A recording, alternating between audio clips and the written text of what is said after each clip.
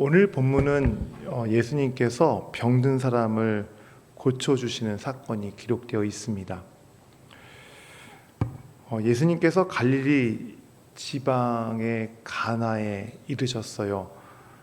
여러분이 잘 아시다시피 가나는 예전에 예수님께서 그 물을 포도주로 만든 곳입니다. 그 이적을 행하신 곳에 예수님께서 다시 오셨습니다. 예수님께서 유월절 날 예루살렘에서 많은 이적을 행하셨다는 소식을 들은 사람들이 갈릴리 땅에, 갈릴리 지방에도 많이 있었습니다. 그래서 그 지역에 예수님에 대한 소문이 퍼져나갔고, 그리고 그 지역에 있는 가버나움이라고 하는 곳에도 예수님에 대한 소문이 들려졌습니다. 그곳에 한 왕의 신하가 살고 있었는데요. 그 사람이 예수님을 찾아서 가버나움에서 가나까지 옵니다. 약 거리는 한 35km에서 40km 정도 될 것입니다. 그 거리를 예수님을 만나러, 예수님을 찾으러 왔습니다. 이렇게 예수님을 찾으러 온 이유는 자기의 아픈 아들 때문입니다. 이 아이가 어떤 병에 걸렸는지는 성경에 기록되지 않기 때문에 알 수 없지만, 오늘 본문 47절에 보면 거의 죽게 되었다라고 하는 기록으로 미뤄보아서 이 왕의 신하의 아들은 굉장히 중한 병에 걸려 있었던 것 같습니다. 예수님을 찾아온 왕의 신하가, 아이의 아버지가 예수님께 병든 자기 아들을 고쳐달라고 간구합니다. 그러자 예수님께서 이렇게 말씀하십니다. 가라, 내 아들이 살았다 라고 말씀하시고, 그 말씀을 들은 아버지는 자기가 살고 있는 가버나움으로 가게 되고요. 가는 도중에 자기 집에 있는 종들을 도중에 만나게 됐고, 그 종들에게 아이가 어떻게 되었는지 물어보니까 아이가 다시 건강해졌다, 살아났다고 소식을 듣습니다. 왕의 신하는 자기 아들이 언제부터 이제 병이 나아졌는지를 물어봤는데요. 신하들이 그 하인들이 얘기한 것을 들으니까 예수님께서 가라, 아들이 살아있다라고 말씀하신 그때 아들의 병이 나았다는 것을 알게 됩니다. 오늘 본문은 예수님께서 아픈 아이의 병을 고치는 좀 특이한 과정을 기록하고 있습니다. 아이가 어떤 병에 걸렸는지에 대한 그 병에 대한 언급도 없을 뿐더러 예수님께서 그 아픈 아이를 찾아가서 어루만지시거나 또는 안수하시거나 또는 우리 성경에 봤던 것처럼 흙에다가 침을 뱉어서 그것을 짓이겨서 환부에 대어서 이렇게 아이의 병을 낫게 하신 것이 아니라 다른 것으로 아이의 병을 낫게 하셨고, 더군다나 그 아이가 가버나움이라고 하는 멀리 떨어진 곳에 있음에도 불구하고 예수님께서는 그 아이의 병을 낫게 해주셨어요. 그런데 오늘 본문의 초점은 예수님께서 아픈 아이의 그 병을 낫게 하신 그 표적과 이적에 있지 않습니다. 오늘 본문은 전혀 다른 곳에 초점을 맞추고 있어요. 그렇다면 오늘 본문이 어디에 초점을 맞추고 있는지 살펴볼까요? 그 전에 먼저 이 본문과 굉장히 유사한 사건이 기록되어 있는 마태복음 8장의 내용을 좀 소개해드리고 합니다. 마태복음 8장에 보면 그 백부장의 병든 하인이 낫는 사건이 기록되어 있어요. 흥미롭게도 이 백부장이 살고 있는 동네가 가버나움입니다. 오늘 이 본문에 등장하는 그 왕의 신하가 살고 있는 동네인데, 예수님께서 그 가버나움에 들어가시자 이방인인 백부장이 예수님을 찾아오지요. 그 이유는 자기 하인이 중풍병에 걸려서 지금 고통스러워하며 누워 있는데 그 하인의 병을 좀 낫게 해주십시오 간청하기 위해서 찾아왔습니다. 예수님은 그 간청하는 백부장에게 그래? 그럼 내가 가서 낫게 해줄게, 고쳐줄게 라고 말씀하셨는데, 아니, 백부장이 굉장히 기이한 말을 합니다. 주님께서 제 집에 오는 것을 제가 감당하지 못하겠습니다. 다만 말씀만 해주십시오. 그러면 제 하인의 병이 나을 것입니다. 낫겠습니다 라는 말을 하지요. 예수님은 이방인인 백부장이 그런 말을 하는 것을 보고 놀라시고 그것을 기이하게 여기셨어요. 그리고 예수님께서는 백부장에게 네가 믿음대로 될 것이다 라고 말씀하셨고, 예수님이 말씀하신 그 즉시 그 하인의 병이 나음을 받았습니다. 이 백부장의 사건을 유념하시면서 오늘 본문을 보면 오늘 본문의 초점을 어디다 둬야 되는지가 더욱 분명해집니다. 우리가 오늘 읽은 이 본문의 초점은 예수님이 행하신 이적이나 기적이 아니라 바로 하나님이신 예수님의 말씀입니다. 왕의 신하의 아픈 아들을 낫게 하신 하나님의 말씀, 가버나움 백부장의 중풍병 걸린 하인의 그 병을 낫게 하신 하나님의 말씀, 바로 이 말씀이, 하나님의 말씀이 오늘 본문에서 우리에게 보여주고자 하는, 주목시키고자 하는 초점이에요. 다시 말해서 말씀하신 대로 그대로 이루어지게 하는 능력이 있는 하나님의 말씀, 예수님의 말씀, 이것을 우리가 오늘 집중하면 좋겠습니다. 그런데 이렇게 말씀을 드리지만 안타깝게도 우리는 오늘 본문처럼 예수님의 이적과 기적이 기록되어 있는 성경을 보면 괜히 이 이적과 표적에 더 많은 관심을 갖게 되고 그것이 더 중요하게 여기게 되고, 그리고 그것에 대해서 더 많이 그것에 집중을 하게 되는 경우가 있습니다. 이것은 성경을 읽을 때뿐만 아니라 우리의 삶에서도 이 성경에 나와 있는 예수님의 이적, 행해진 이적처럼 나의 삶에서도 예수님께서 이적을 좀 행해 주시고 표적을 좀 보여주시면 참 좋겠다라는 바람을 갖죠.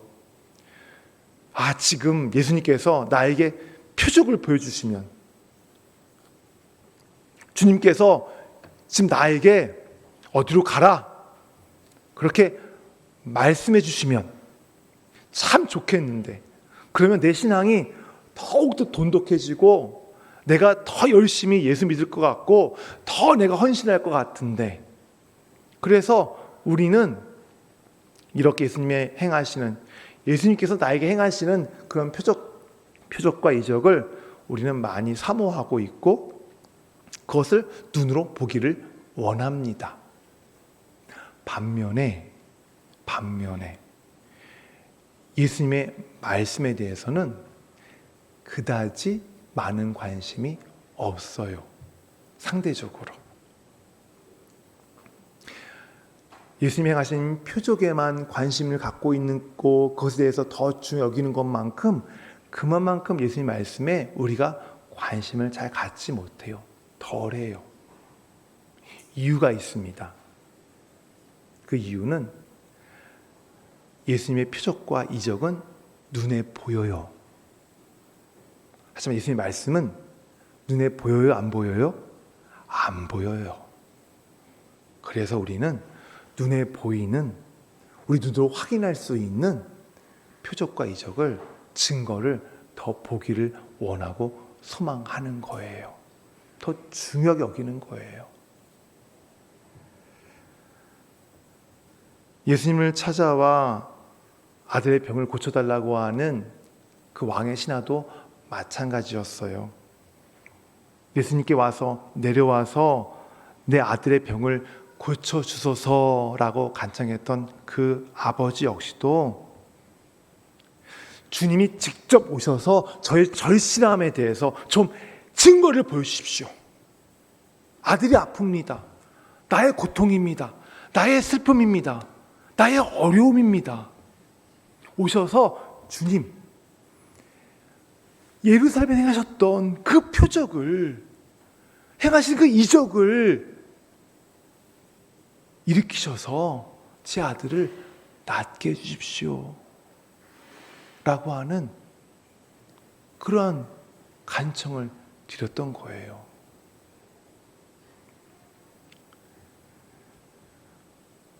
우리가 볼 때에는 이 아버지가 참 믿음이 있는 사람처럼 보입니다. 다른 사람 찾아가지 않고 예수님 찾아와서 부탁하는 아버지의 믿음. 세상에 누구도 자기 아들의 병을 고칠 자가 없다는 것을 알고 예수님을 찾아온 그 믿음. 참 우리가 볼 때는 아름다운 믿음이고, 그리고 칭찬받을 만한 믿음이라고 우리는 생각됩니다. 그런데 말입니다. 그렇게 찾아온 왕의 신하, 이 아이의 아버지에게 예수님께서 뭐라고 하셨는지 아십니까? 49절이에요. 우리 같이 읽을까요? 48절입니다. 예수께서 이르시되 너희는 표적과 기사를 보지 못하면 도무지 믿지 아니하리라 라고 말씀하셨어요. 48절에 있는 너희라고 하는 이 대상은 지금 예수님 앞에 있는 왕의 신하, 병든 아이의 아버지뿐만 아니라 예수님의 표적에 관한 소문을 듣고 몰려드는 그 갈릴리 사람들을 다 지칭하는 말이에요. 너도 그렇고 저도 그렇고 도저히 표적과 이적이 아니면 믿지 않는구나. 너희들 눈에 보이지 않으면, 너희들 눈으로 확인하지 않으면 도저히 믿지 않는구나 하시면서 그들의 신앙에 잘못된, 건전하지 못한 그런 신앙의 자세에 대해서 예수님께서 비판하시는 거예요. 표적에만 의지하는 신앙, 기사에만 의지하는 신앙. 예수님의 이 책망은 이 당시의 왕의 신하와 갈릴리 사람들에게만 국한된 책망이 아니에요. 오늘날 이 자리에 있는 저와 여러분, 신자라고 부르는 저와 여러분에게도 하시는 책망이기도 합니다. 왜요? 우리도 눈에 보이지 않으면, 눈으로 확인하지 않으면 믿지 않잖아요. 눈으로 증거가 나타나지 않으면 불안하잖아요. 그래서 우리도 마찬가지로 늘상 주님께 기도할 때 뭐예요? 증거를 보여주시옵소서 라고 기도하지 않습니까? 48절에 너희는 표적과 기사를 보지 않으면 도무지 믿지 않는구나 라는 말씀은 바로 저와 여러분의 신앙의 상태를 질책하시는 예수님의 말씀이기도 합니다. 우리는 눈을 통해서 보여지는 것에 너무 지나친 신뢰를 하는 경향이 있어요.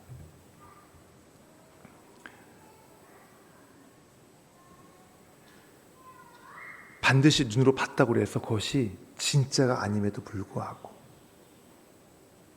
우리의 눈이 얼마나 허점투성이에요. 우리의 눈도 우리 손처럼 잘못 잡으면 물건을 떨어뜨리는 실수 손이 하잖아요.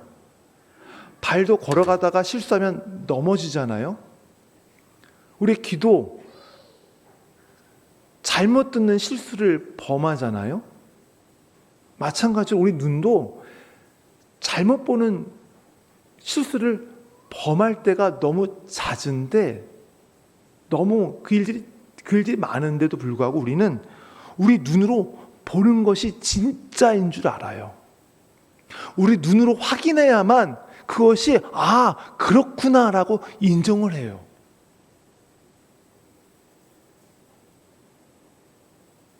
눈으로 보여지는 신앙, 눈으로 봐야만 믿는 신앙. 이것이 저와 여러분의 신앙의 모습이에요.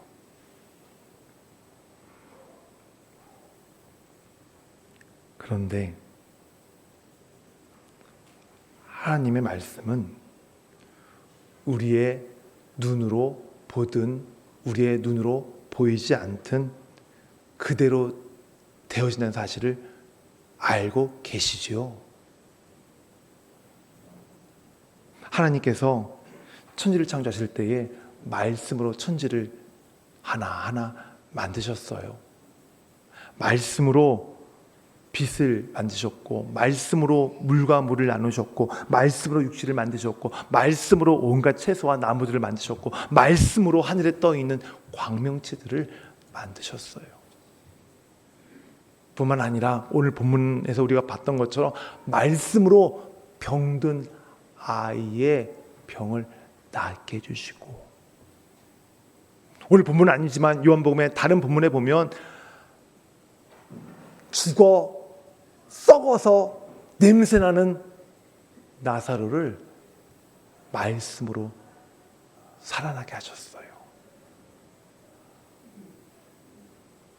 마태복음 8장에서 우리가 봤던 것처럼 백부장의 하인의 병을 말씀으로 고쳐 주셨어요.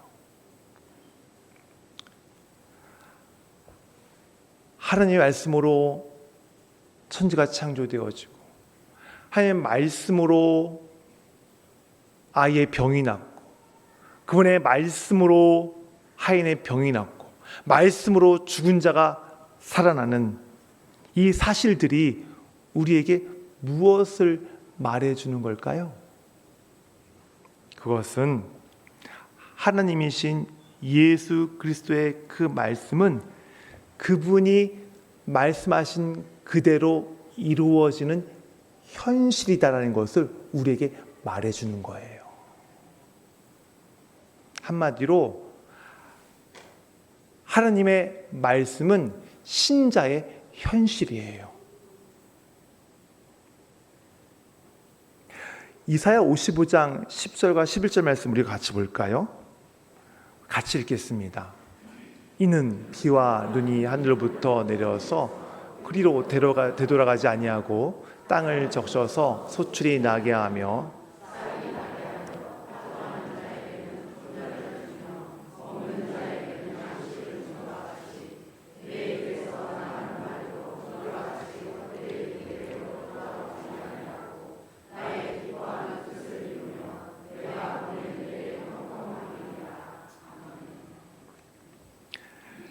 이 말씀 안에 있는 의미는 하나님이 하신 말씀은 공허하게 무의미하게 흩어지거나 사라지지 않는다는 거예요. 절대로. 마치 비와 눈이 땅에 내려서 그 비와 눈으로 인해서 땅에 솟지 않는 것처럼 하나님이 하신 말씀은 반드시 이루어져서 현실이 된다는 거예요. 사실이 된다는 거예요. 그런데 우리는 이 하나님의 말씀이 신자의 현실이 되고 신자의 사실이 된다는 이 진리를 우리는 너무 쉽게 잊어버리고 너무 쉽게 그것에 대해서 무시하고 너무 쉽게 그것을 배척하고 있어요. 무엇 때문에? 우리의 무엇을 먹을까? 무엇을 입을까? 무엇을 마실까라고 하는 우리의 삶의 생존의 문제 때문에. 여러분이 왜 왜 하나님의 그 표적을 구하세요? 증거를 왜 구하세요? 뭐 때문에요? 먹고 사는 문제 때문에 그런 거 아니에요? 내가 먹고 살기 힘드니까. 내가 몸이 아프니까. 내가 좀 더 잘 살아야 되니까 결국은 나를 위한 것 때문에 갈릴리 사람들처럼 유대인들처럼 그렇게 하나님의 이적과 하나님의 표적을 구하고 있는 거 아닙니까?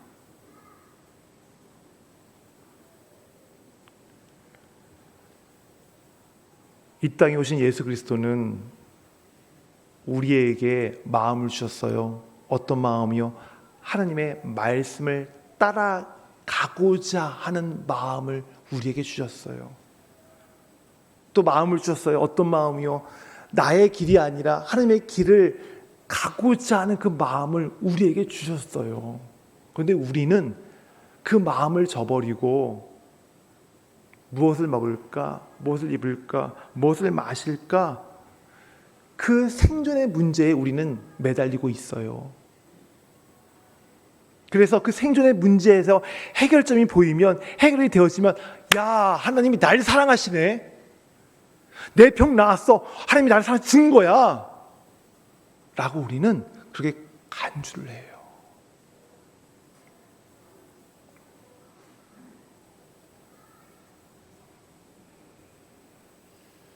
저는 우리 신앙이 표적과 기적에 따라 하나님의 자비와 사랑을 판가름하는 신앙이 되지 않기를 바라요. 병 나음은요, 불교에도 있어요. 병 나음은 무속신앙인들에게도 있어요.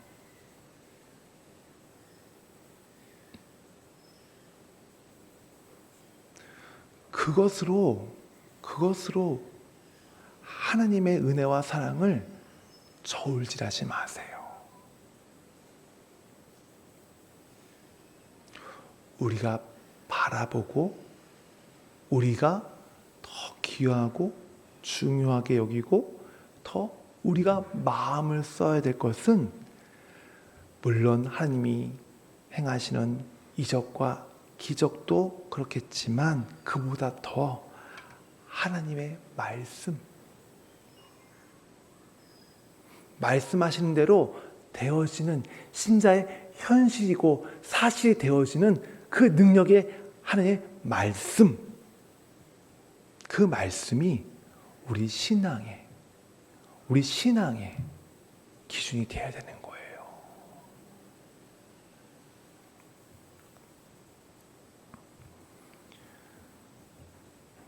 비록 하나님의 말씀은 눈에 보이지 않습니다. 그러나 그 말씀은 저와 여러분인 신자들에게 현실 자체예요. 보세요. 왜 현실 자체인가 제가 설명해 드릴게요. 예수님께서 아이의 아버지가 찾아와서 아이의 병을 낫게 해주십시오라고 간청했을 때에 가라, 내 아들이 살았다라고 말씀하셨죠.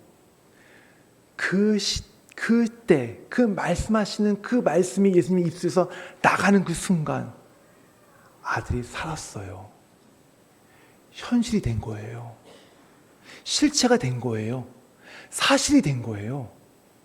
그래서 하나님의 말씀은 현실인 거예요. 신자의 실체인 거예요.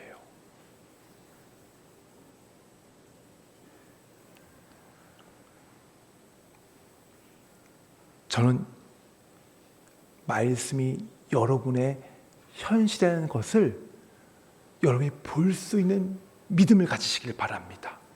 더 정확하게 말하면 그 믿음을 하나님이 허락해 주시길 바랍니다.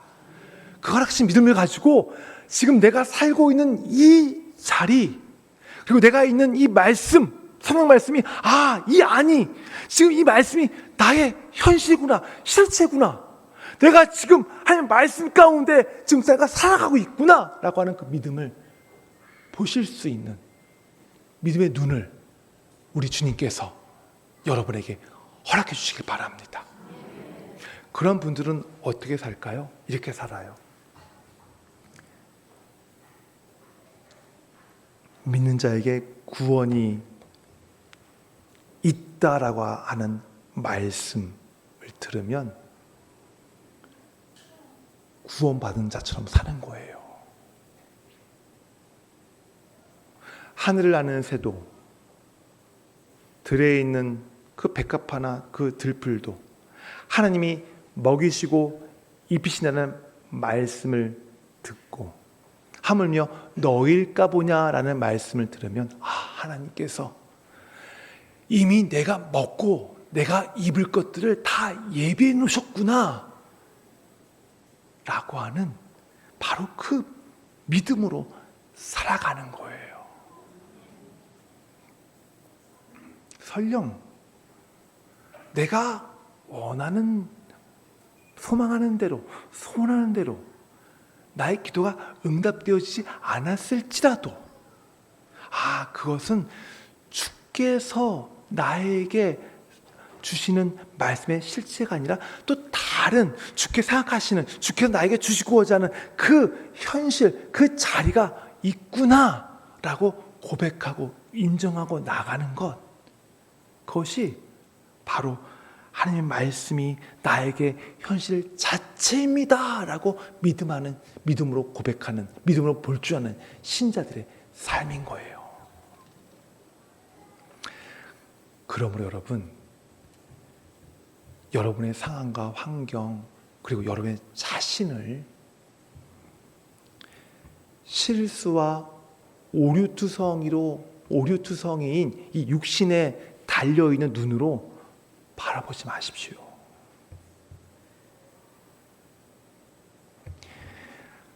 하나님께서 말씀하셨고 말씀하신 그대로 되어진다라고 하는 그 믿음으로 바라보시기를 바랍니다. 혹시 하나님의 말씀이 나의 현실로 다가오지 않는다고 느껴지세요? 그럴 때가 있으세요? 또 내 육신에 내가 눈으로 봐야만 직성이 여전히 내가 보지 않으면 내가 직성이 안 풀려, 내가 보지 않으면 믿지 못하겠어, 보지 않으면 불안해, 두려워라고 하는 그런 것 때문에 여전히 그 말씀이, 하나님 말씀이 나의 현실임을 의심하고 믿지 못하는 분들이 계세요? 그렇다면 기도하세요.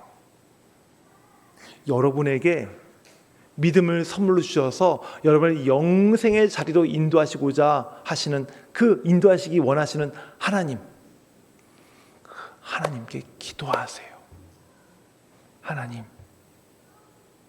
제 믿음이 이래요. 눈에 보여야만 믿어요. 눈에 보여야만 제가 편안한 마음이 들고요. 눈에 보이지 않으면 두려워요. 저의 이 믿음 없음을 용서해 주세요. 라며 하나님께 간구하세요. 그러면 하나님께서 그 기도를 반드시 들으시고 힘써 여러분을 도우실 거예요. 왕의 신하가 예수님을 찾아왔을 때에 다른 갈릴리 사람들처럼 증거를 보기를 원했어요. 그래서 예수님한테 자기 집에 가자고 그렇게 얘기했던 거예요. 가서 좀 아들 낳게 해주십시오. 표적과 이적을 보기를 원했어요. 그것이 자기의 마음에 자기를 편안하게 하고 자기의 고통을 덜어주고 없애줄 거라는 그러한 눈에 보이는 것을 그는 추구했어요. 그런데 오늘 말씀 보면 그랬던 이 왕의 신하가 주님의 말씀을 듣고 가라, 내 아들이 살았다라는 말씀을 듣고는 전혀 다른 모습으로 자기 집으로 돌아가요. 50절에 말씀을 믿고 가더니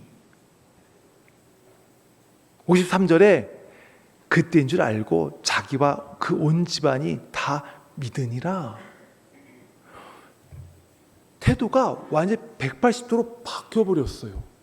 눈에 보이는 것만을 원했던 왕의 신하가, 그 아버지가 이제는 그 말씀을 믿는, 말씀하시는 분의 그 말씀을 믿는 그러한 자로 바뀌었어요. 왜 그럴까요? 그가 예수님의 말씀을 믿을 만한 믿음이 그에게 있었기 때문에요? 그렇지 않아요. 저는 그렇게 생각하지 않아요. 저는 이 왕의 신앙의 모습을 우리가 지난번에 계속 살펴보았던 사마리아 여인의 모습에서 우리가 볼 수 있을 것 같아요. 사마리아 여인이 예수님을 만났을 때에 정말 엉뚱했어요. 주님이 생수를 말씀하실 때에 진짜 마시는 물인 줄 알고 그 생수를 달라고 떼를 쓰는 그런 여인이었잖아요. 그런데 그 여인이 나중에 어떻게 돼요? 자기 앞에 있는 예수님이 그리스도임을 고백하고 알게 되고 그 그리스도를 증거하러 마을로 들어가잖아요. 마찬가지로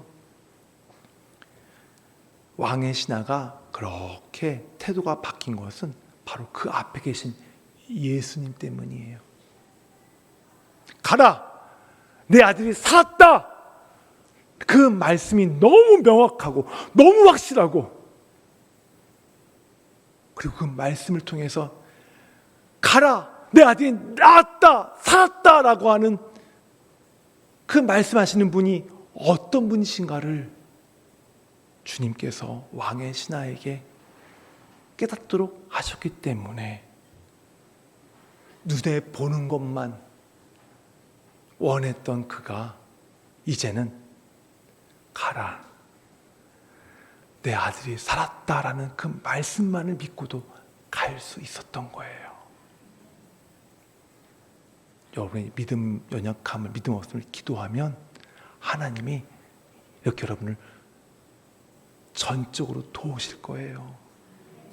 지금은 왕의 신앙의 모습을 버리지 못해서 매일같이 눈에 보이는 것만을 내가 원하고 찾지만, 이것에 대해서 주께 하나님께 기도하고 연약함을 아뢰고 때에 예수님께서 사마리아 여인에게 하셨던 것처럼, 예수님께서 왕의 신하에게 하셨던 것처럼 우리 하나님께서 여러분에게 말씀을 통해서 날마다 확신을 주시고 더 명확하게 여러분에게 들려주시고, 그 말씀을 하시는 분이 어떤 분이신가에 대해서 여러분이 더더욱 깨달아가도록 우리 하나님께서 성령을 통하여서 여러분을 힘써 도우실 것입니다.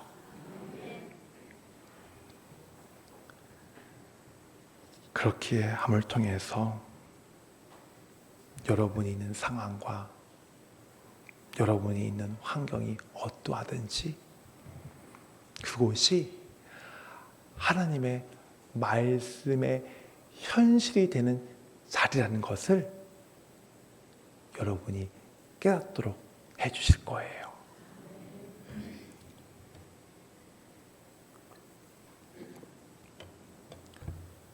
왕의 신하가 아들을 낳게 달라고 예수님을 찾아왔을 때에 예수님은 단지 말씀만 하셨어요. 불기둥, 구름기둥을 보여주신 것도 아니고요, 떨기나무에 불 붙은 것도 보여주신 것도 아니고요, 천사를 보내셔서 그 증거를 보여주신 것이 아니라 다만 말씀만 하셨어요. 왜요? 그것이 바로 그 신하 아버지의 현실이 될 것이기 때문에.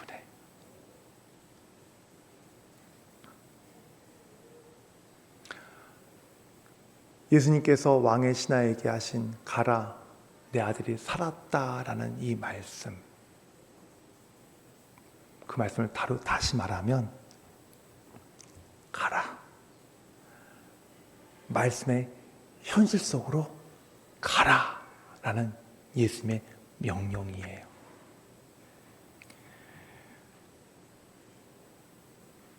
여러분들은 우리 예수님의 말씀이 하신 그대로 되어질 것을 믿으시는 분들이죠? 그렇다면 예수님께서 왕의 신하에게 하셨던 것 말씀처럼 가라, 내 아들이 살았다라고 그 말을 듣고 지체 없이 아들에게로 간 신하처럼 예수님이 말씀하신 대로 그대로 되어질 것을 믿습니다. 그것이 나의 현실이 될 것을 믿습니다 라고 고백하는 여러분, 가십시오. 가시면 바로 그 자리가 하나님 말씀의 현실이 되는 자임을 보게 될 것입니다. 제가 찬양하겠습니다.